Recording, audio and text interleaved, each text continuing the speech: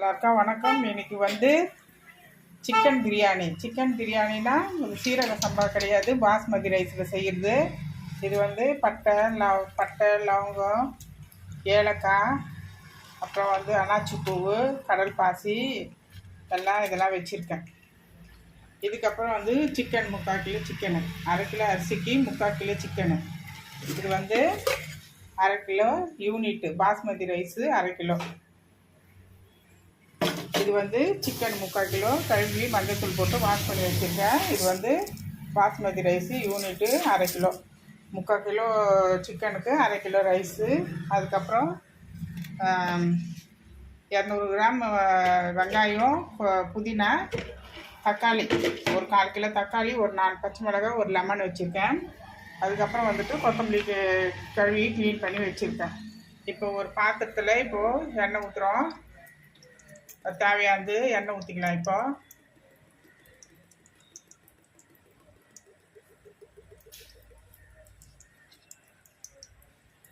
பாருங்க எவ்வளோ ஊற்றிருக்க பார்க்க. எண்ணெய் ஊற்றிக்கலாம் போதும்.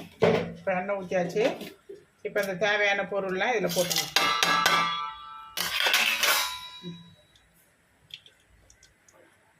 அதுக்கப்புறம் பொரிஞ்சோன்னா அதுக்கப்புறம் வெங்காயம் போடலாம்.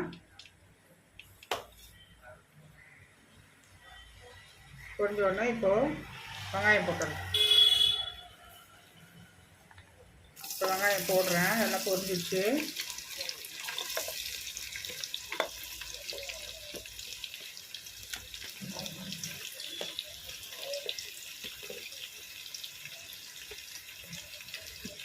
நல்லா இப்போது வெங்காயம் வதங்கினோன்னா அதுக்கப்புறம் இஞ்சி பூண்டு பேஸ்ட்டு, தக்காளி எல்லாம் போட்டு வதக்கலாம். நல்லா வெங்காயம் வதங்கிடுச்சு. இப்போ இஞ்சி பூண்டு பேஸ்ட் நம்ம போட்டுடலாம். முதல்ல கொஞ்சம் உப்பு போட்டிருக்கேன். அது கொஞ்சம் நல்லா வெங்காயம் வதங்கிறதுக்கு உப்பு போட்டோன்னா அது கொஞ்சம் சீக்கிரமாக அது தண்ணி விட்டு அது கடன்னு அது நல்லா சவந்து வந்துடும்.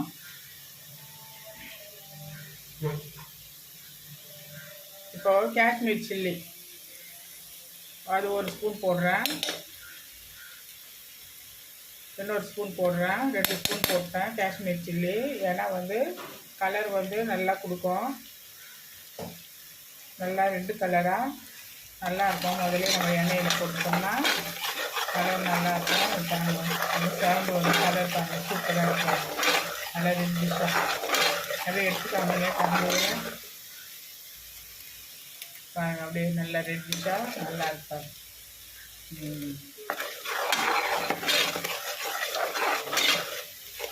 இஞ்சி பூண்டு பேஸ்ட் போட்டுடலாம்.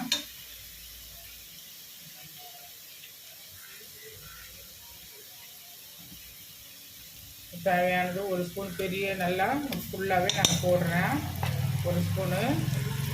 இப்போ ஒரு 1/2 ஸ்பூனு 1/2 ஸ்பூன் போட்டிருக்கேன்.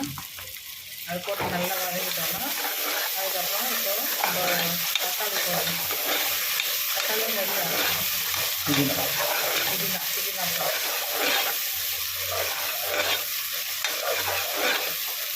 நல்லா பச்சை வாரம் போடணும். அது இஞ்சி பூண்டு நல்லா வதங்கணும். எவ்வளோ கலராக போச்சு.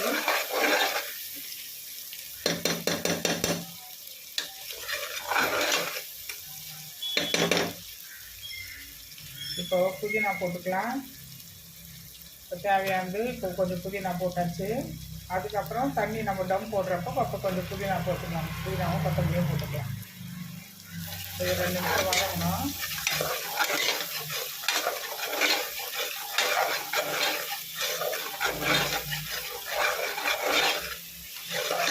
இப்போ நம்ம தக்காளி போட்டுக்கலாம். கறி போட்டுக்கலாம்.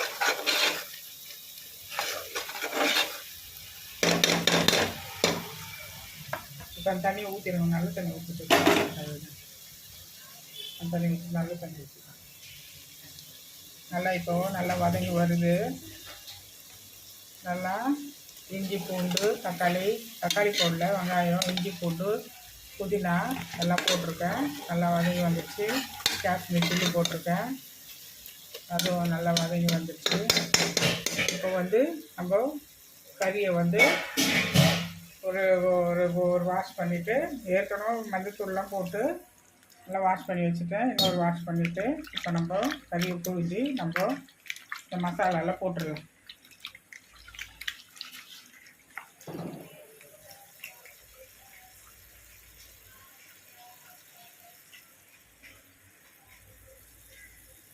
அதுக்கப்புறம் வந்து எல்லாம் தவிட்டு போட்டோன்னா ரோஸ் வாட்டர் கொஞ்சம் ஊற்றணும். இப்போ நம்ம கறியை போட்டுடலாம். இப்போ கறியை போட்டு நல்லா வதங்கணும். கறி வதங்கணும். கறி வதங்கிட்டோன்னா அதுக்கப்புறம் நம்ம தக்காளி போட்டுக்கணும். ஈஸியாக டக்குன்னு செஞ்சிடலாங்க இதை. இப்போ கறியில் வந்து நல்லா இஞ்சி பூண்டு மிளகாத்தூள் எல்லாம் போட்டு வச்சுருந்தாங்க. அந்த கறியில் வந்து நல்லா வந்து காரம் ஏறும். நல்லா காரம் ஏறி சாப்பிட்றதுக்கு நல்லா டேஸ்ட்டாக நல்லா இருக்கும். காரத்தோடு இருக்கும். சவுனே இருக்காது, காரமாக இருக்கும். அதுக்கப்புறம் நம்ம கறி நல்லா வதங்கணும். ஒரு நிமிஷம் வதங்கணும். தக்காளி போட்டுடலாங்க. பச்சை மிளகாவா? இப்போ வந்து பச்சை மிளகா போட்டுடலாம். 4 பச்சை மிளகா வச்சுருந்தோம், கட் பண்ணி அதில் போட்டாச்சு. அதையும் போட்டு நம்ம நல்லா வதக்கிட்டோம்.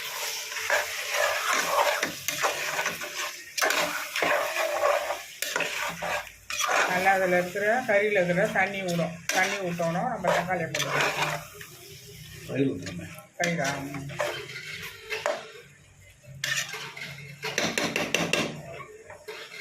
இப்போது தயிர் ஊற்றிக்கலாம். 5 நிமிஷம்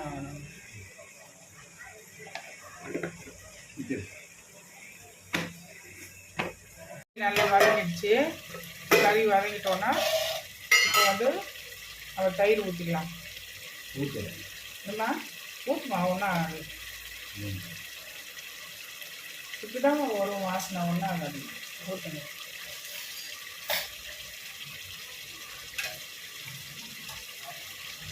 அது புளிப்போடு போடணும். போடணும்.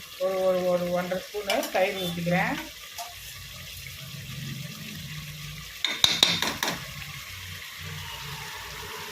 இப்போ தயிர் ஊற்றி நல்லா வதக்கி விட்டுட்டு அதுக்கப்புறம் நம்ம தக்காளி போட்டுக்கிறோம்.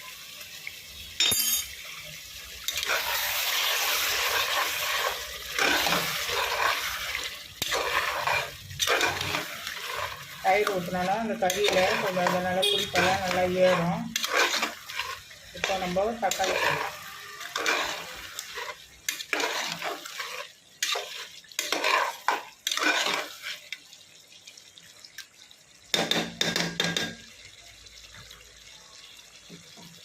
இப்போ தக்காளி கட் பண்ணி வச்சுருக்கேன் இல்லையா, அந்த தக்காளி இப்போ பிரியாணியில் அந்த பிரியாணிக்கு செய்கிறோம்ல அந்த மசாலாவில் நம்ம போட்டிருக்கேன்.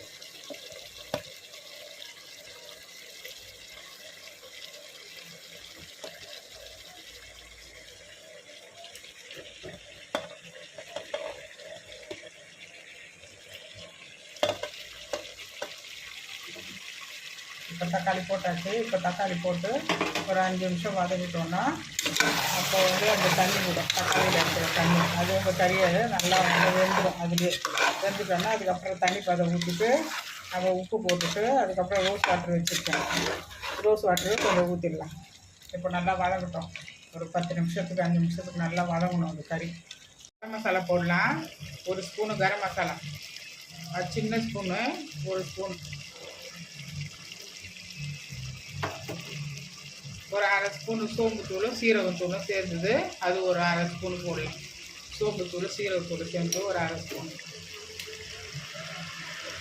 இப்போ வந்து மசாலா பிரியாணி மசாலா அது 1 ஸ்பூன் போட்டுக்கலாம். சின்ன ஸ்பூன் தான், அதுவும் 1 ஸ்பூனு பிரியாணி மசாலா அது 1 ஸ்பூன் போட்டு அவ்வளோதான். இது போட்டு இப்போ நல்லா வதங்கிட்டோன்னா அதுக்கப்புறம் நம்ம தண்ணி ஊற்றி லெமனை பொழிஞ்சிட்டு ரோஸ் வாட்டர் ஊற்றிட்டு அதுக்கப்புறம் உப்பு எவ்வளோன்ட்டு பார்த்துட்டு கொத்தமல்லி கொஞ்சம் போட்டுக்கலாம்.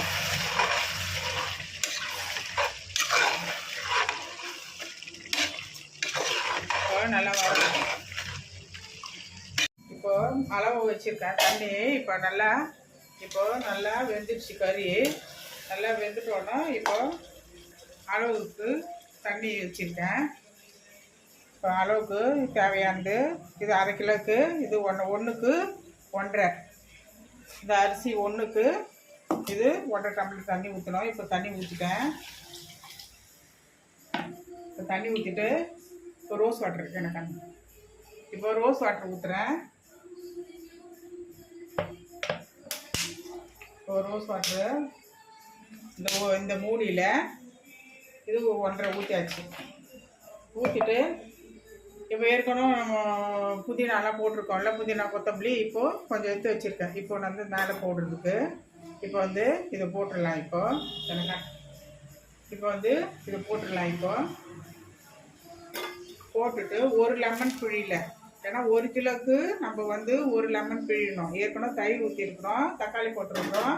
அதனால் வந்துட்டு நான் 3/4 லெமன் அது சின்ன லெமனில் அது 3/4 கட் பண்ணி இப்போ நான் அதை பிழிஞ்சிடுவேன்.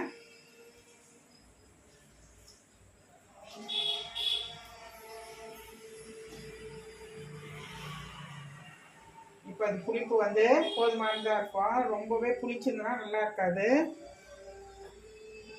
இப்போது ஒரு கலரிட்டு அதுக்கப்புறம் இது நல்லா ஒரு கொதி வரணும். இப்போ உப்பு என்னன்னு பார்த்துக்கலாம். இப்போ எவ்வளோ உப்போ நம்ம போட்டு உப்பு பார்த்து டேஸ்ட் பண்ணி பார்த்துட்டு அதுக்கப்புறம் நம்ம வந்து அரிசி போடுவோம். இப்போ வந்து நல்லா அது கொதிக்கணும். அது ஒரு 10 நிமிஷம் நல்லா கொதிச்சு வந்தோன்னா நம்ம அரிசி வச்சு நம்ம அரிசியை போட்டுக்கலாம். இப்போ பிரியாணி டம் போடுற பதத்துக்கு வந்துடுச்சு. இப்போ வந்து டம் போடுறதுக்கு கரெக்டான பதம் வந்துடுச்சு.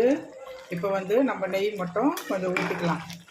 ஒரு 3 ஸ்பூனு நெய் ஊற்றி நம்ம விசில் வேணாலாம் நீங்கள் விசில் போட்டுக்கோங்க எப்படின்ட்டு. நான் வந்து டம்மு போடுறேன். அதனால் வந்துட்டு நீங்கள் விசில் போட்டு தந்த அளவு அது ஒரே விசில் அந்த மாதிரி போட்டு உங்களோட விசில் எப்படி வருதோ அது மாதிரி நீங்கள் போட்டு எடுத்துக்கோங்க. இப்போ நெய் போட்டுட்டேன். இப்போ நம்ம நெய் போட்டோன்னா இந்த டம்மு பதத்துக்கு வந்துடுச்சு. இப்போது நான் வந்து ஒரு பெரிய இரும்பு தவா அதை வச்சு 5 நிமிஷம் ஹையில் வச்சுட்டு 5 நிமிஷம் சிம்மில் வச்சுட்டு ஆஃப் பண்ணிவிடுவேன். அவ்வளோதான். அதுக்கப்புறம் நீங்கள் ஒரு 10 நிமிஷம் கழித்து நீங்கள் வந்து பரிமாறிக்கலாம். அவ்வளோதான். 5 நிமிஷம் ஹையில் வைக்கணும், 5 நிமிஷம் சிம்மில் வச்சுட்டு நம்ம அதுக்கப்புறம் ஒரு 10 நிமிஷம் விட்டுட்டோம்னா அதுக்கப்புறம் நீங்கள் எடுத்து அழகாக பரிமாறலாம். இப்போ வந்து டம்மு போடுற பதத்துக்கு வந்துடுச்சு. பிரியாணி நல்லா மலர்ந்து வந்துடுச்சு. இப்போ ரைஸு இப்போ நான் வந்து டம்மு போட போகிறேன். இப்போ டம்மு போட்டு நான் அதுக்கப்புறம் உங்களுக்கு எடுத்து பிரியாணியை எடுத்து நான் காமிக்கிறேன். பாருங்க. இப்போ பிரியாணி டம்மு போட்டு எடுத்துகிட்டு வந்துட்டோம்ப்பா. இங்கே பாருங்கள், சாதம் பாருங்கள் எப்படி இருக்குன்னு. அவ்வளோதான். ஒரு 5 நிமிஷம் ஹையில் வச்சேன், 5 நிமிஷம் சிம்மில் வச்சுட்டு அதுக்கப்புறம் ஒரு 5 நிமிஷம் 7 நிமிஷம் விட்டுட்டு எடுத்துட்டேன். இப்போ வந்து நம்ம பரிமாறிக்கலாம். இப்போது கறியெல்லாம் நல்லா வெந்து நல்லா வந்திருக்கு. ரொம்ப சின்ன சின்ன பீஸ் தான், ரொம்ப பெரிய பெரிய பீஸ் கிடையாது. ஏன்னா 1/2 கிலோ ரைஸு, அதனால் வந்து ரொம்ப பெரிய பெரிய பீஸு போடல. லிமிட்டாக சின்ன சின்ன பீஸ் தான் நான் போட்டு வாங்கிட்டு வந்தேன். அதனால் 1/2 கிலோ பிரியாணி அவ்வளோதாங்க. இது வந்து வீட்டில் சின்ன பிள்ளைங்க இப்போ கல்யாணம் ஆனவங்களுக்கு கூட டக்குன்னு இதை செஞ்சிடலாம். ஒன்றும் பிரியாணின்றது ரொம்ப கஷ்டமே கிடையாது. இது வந்து டக்குன்னு செஞ்சு டக்குன்னு நீங்கள் சாப்பிட்லாம். இது பாருங்கள், இதுங்க அவ்வளோதாங்க. சூப்பரான பிரியாணி. நான் வந்து பாஸ்மதி ரைஸ் தான் போட்டிருக்கேன், வேறு எதுவும் போடல. இது தாங்க. நீங்கள் வீட்டில் செஞ்சு பார்த்துட்டு அது எனக்கு இன்னும் எப்படின்ட்டு சப்ஸ்கிரைப் பண்ணுங்கள். தேங்க்யூ.